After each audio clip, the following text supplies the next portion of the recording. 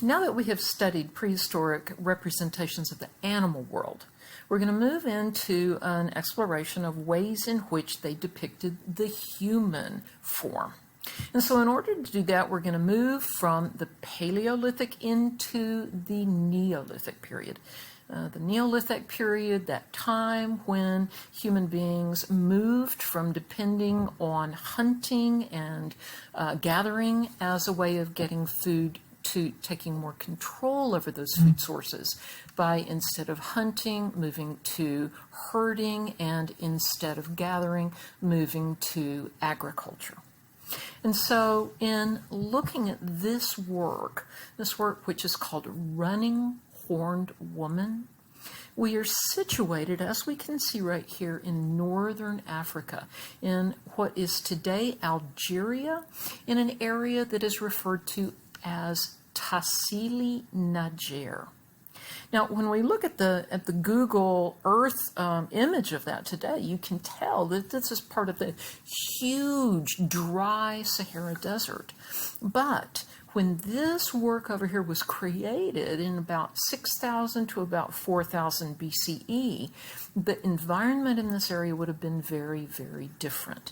What it would have been at that point in time is lush grassland, and there would have been human habitation throughout northern Africa. We would have seen herds of animals like elephants and rhinos and giraffes and hippopotami, and so all kinds of animals like this living in this lush savanna. So Tassili, Niger is this network, many, many miles of network of canyons and things like this. And so there would have been running streams and rivers, and very different from what we imagine today. So it's a little bit hard when we look at this figure right here to tell what's going on, but so it might be easier for us to have this artistic reproduction of it over here on the right. But before we begin talking about the figure itself, I want to make sure that we can go back and review what we said about Paleolithic cave painting and the characteristics of those works. So if we think back to Lascaux, a couple of key things to keep in mind is, one thing, Paleolithic cave paintings tend to be in areas that are remote from where the people actually lived their daily lives. They were purposely placed in inaccessible places that were difficult to get to, such as deep into a cavern system where someone might have to crawl on their hands and knees, or walk with their head down and hunched over for sometimes hundreds of yards or even farther. That is not the case at Tassili, Niger. In Tassili, Niger, we have got the greatest amount of rock art anywhere in the world, again through this whole system of cliffs throughout all of these canyons. Some 15,000 figures are on the walls in this area, and they are out in the open, where people would easily have seen them when they were going about their daily activities. Another thing that I think is an interesting comparison between this and Lascaux is that we said that in Paleolithic cave art, it was extremely rare to see human beings, that the vast majority of forms that were created were animals. But in Tassili, Niger, and we can see this in even just this shot, it's as if producing the human figure has just exploded in popularity. And so we see thousands of human figures. all different sizes, all different shapes, all different activities. We see throughout the system, we see them doing things like being with their herds or dancing. And so let's zoom in on this particular work. And I want to start by asking you just to take a quick but careful look at it. And so take your pencil and your paper, and let's do a really, really quick just line sketch, just the main lines of this figure. I'm going to give you about 20 seconds to do this.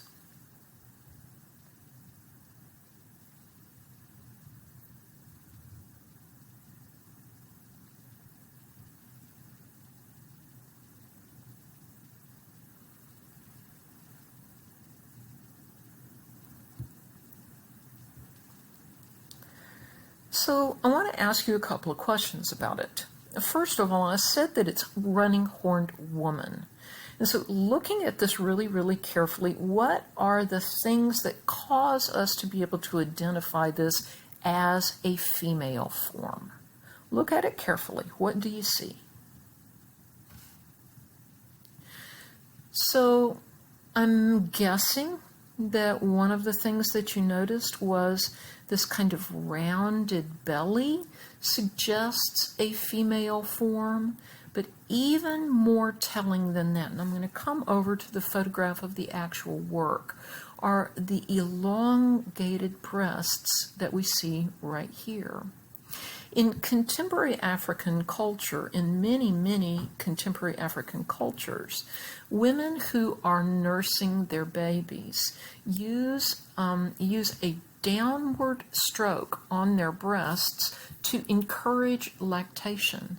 And so it is a sign that you see in lots and lots of African art of female figures that have these elongated breasts. It's a sign of honor that this is a mother, someone who has given birth and then fed children from her very own body. And so those are the ways that we can tell that this is a woman. But what is it exactly that that she's doing? Well, it's a little bit hard to tell, isn't it? It does look as though she's running, but she could also be dancing. We aren't completely sure. However, the artist has clearly captured her in the midst of this really vigorous, lively movement. And so in order to try to interpret the form, one of the things that we need to do is we need to look at her costume, because boy, is this an interesting outfit that she is wearing. So let's start at the top. Up here above her head is this band of white with then these rows of white dots coming down. We really don't know how to interpret this. Some have suggested that maybe that's a wheat field with grains of wheat that are blowing in the wind. Others have suggested that maybe the white is a cloud and that the white spots are raindrops that are falling from it. But we really don't know. But then we can see coming out from either side of the woman's head these really impressive horns. Now, these clearly are some sort of symbol, and we don't know what they symbolize. It would be so nice if we did. Do they suggest that this is in fact some sort of goddess, some sort of spiritual being, or might it possibly be a shaman, one of those human beings who's able to mediate between the world of the spirits and the human world? We don't really know. But then as we come down, we see lots and lots of other things that make it appear as if she is performing in some sort of ritual activity.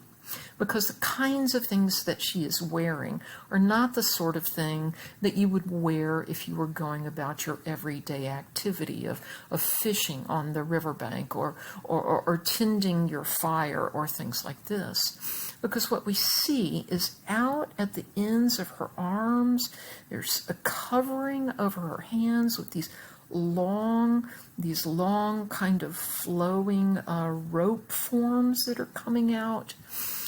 Further up her arms are armbands with what looks to be like strips of grass. We would call those strips of grass, when they're put together in this ornamental way, raffia. And so these raffia armbands. And then we also see a raffia skirt. We see raffia knee bands down here on one of her legs. And so whether she's running or whether she's dancing, the sound that would have made as she is moving would have added to the sensory drama of whatever it is that she's taking part in. In addition to that, we see that she's got anklets down here, adding to the fancy outfit that she's wearing. Then one other really important thing to notice, and let's come back over to the original photograph to look at this, is we see these rows of white dots that come down her shoulders. We also see them coming down across her belly, and we can also see them coming down her elongated breasts. It's possible that if the ornamentation suggests that she's taking part in some ritual, that this might just be painted on for the purposes of this activity. On the other hand, it's possible that this could be an indication of what we call scarification, which is a practice of creating scars on the human body as a kind of ornament, and they are created by making incisions into the skin, and then sometimes ash is rubbed into those incisions so that what remains as the wound heals is a pattern of raised scars that we see like this. And it's a kind of body adornment, not really any different from tattooing or things like that, except that in many African societies, even in the contemporary world, patterns of scarification communicate certain things about the person that is wearing them. Their status, something about their history, or their family group, their community group, or things like that. And so perhaps it could be something related to that. Now, another couple of things that I want to just point out before we finish up here is let's bring this back and compare it again to what we saw on the caves of Lascaux with the horses and the bulls and the reindeer. So a similarity between this from about 6 to 4,000 BCE and what was painted some 10,000 years earlier at Lascaux is that both of these, we simply see the figure on a wall. It's floating as if on a wall without any sort of landscape setting.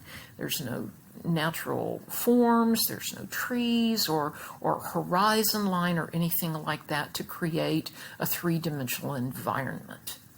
The other thing that is also similar is that it is also created primarily in silhouette, not only in silhouette, but in profile, where we're looking at the figure from the side, since that is the easiest way to recognize the different parts of the human body. The one exception to this, which we also saw on the horns of that big bull at Lascaux, is that the horns are not on the head as if the head is in profile. The horns are turned in that same kind of composite view so that we can see them in their full glory here.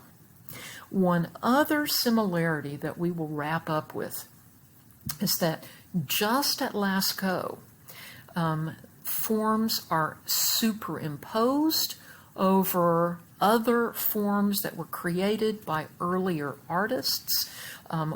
When we look at these figures that are down here, that are smaller, these were created later and placed on top of the earlier running horned woman, so by different artists in different periods of time. And so, as with what we said at Lascaux, one interpretation of that seems to be that it is the act of creating the forms that might ultimately have been more important to the creators than the finished product itself. So running horned woman from 6000 to 4000 BCE from Tassili, Niger in Algeria, Africa.